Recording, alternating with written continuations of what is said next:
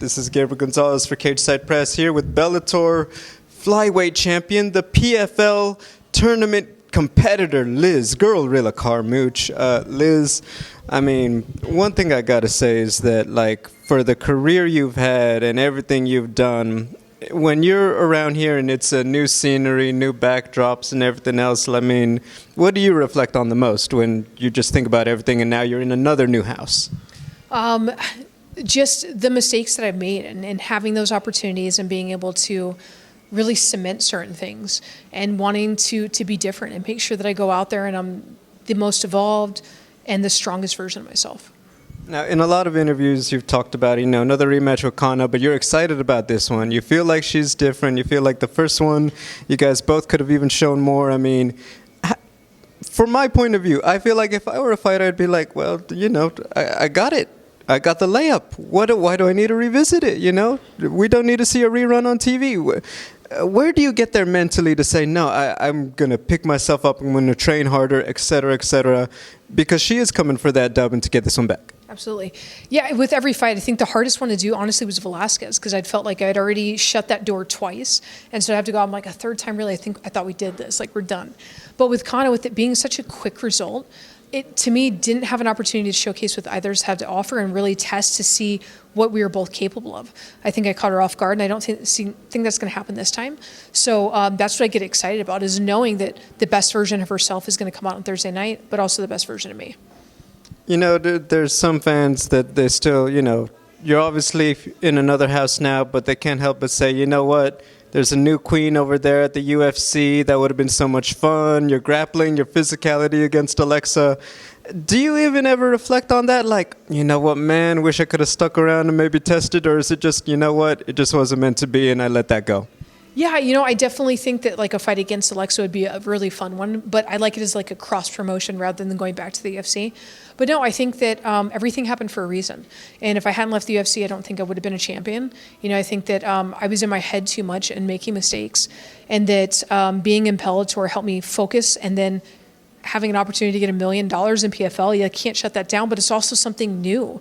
It's not like if I'd won the belt in the UFC, like it would have been something new. It's just been a new title holder. Whereas like doing it in PFL will be the first time that PFL in the full division has had a flyweight champion. And that's really cool to be able to like hang that up and know that that's something new. I can't help but notice you watch PFL social media. We have a reigning defending champion, been in the big show, been in some really huge fights, arguably the most big fight experience of anyone, in the several of the divisions. And I can't help but notice they kind of seem to favor somebody else in the tournament. Is there ever anything, and I feel like I know the answer, having spoken with you, is there ever any I think y'all are just a little too focused on the wrong girl? Not at all. If anything, I like always coming in and being the underdog. That's always a fun thing to like show people, and they're like, this will be the next best, and they come through like, well, I'm going to knock them down and show you different. But also, I think they have every right to be supportive of it. That's their European champion, right? So for them, like, it may not be the full division, the full thing, but still, that's their reigning champion that they're bringing over, and you should support that person. That should be the person you focus on most until somebody else knocks her out of there and changes that. I wonder, obviously we talk about big fights and they're brought up a lot with you, Ronda, and then the Boogie Woman Valentina and all that.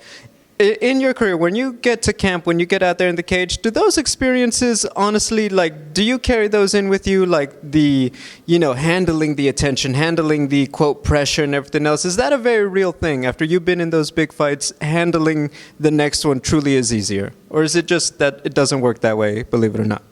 No, I think that a lot of media week and honestly, that's what plays the biggest role into it, right? Because so often I think for people where they shut down in the limelight is the experience of media week. They've been in a smaller organization and they just show up and they go to the fight and that's it and they're done. They show up for weigh-ins. There's not like, okay, well, you're gonna talk in front of media. You're gonna have to present yourself and do interviews. You're gonna have to do pictures and video. And they're like, wow, this is a lot. And having that experience of those, honestly, UFC 157 against Ronda was the biggest and most production I've ever had to do, the most media, and ever since then I'm like, all right, this has been easy. I can handle anything since then. So I certainly think that experience helps me, but I still keep my head on my shoulders and try and come out here, and it could be just as big on the next one, who knows? And having to do the media is still, you're meeting new people, you have different questions, so it's still a difficult task no matter what. I'll leave you with this nice, easy layup. How does Liz Carmouche get the job done against Kana Watanabe again? This time it's going to be KO. Let's get it. Liz, best of luck. We're always looking forward to it.